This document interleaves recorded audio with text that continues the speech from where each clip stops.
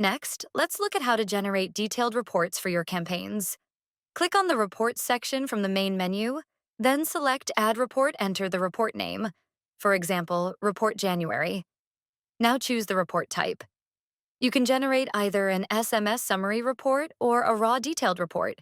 If you select the SMS Summary report, simply choose the From Date and to Date and click Generate Report. If you choose the raw detailed report, select the date range, then choose the fields, sender ID, and apply filters such as status or phone number for precise insights. Once submitted, your report will appear on the main reports page with the status marked as pending. As soon as it's processed, it will be available for download, giving you a complete breakdown of your campaign performance.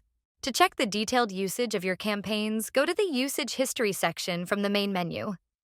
Here, you can view a day-wise breakdown of your SMS consumption, including total billable credits used, total number of delivered and undelivered units.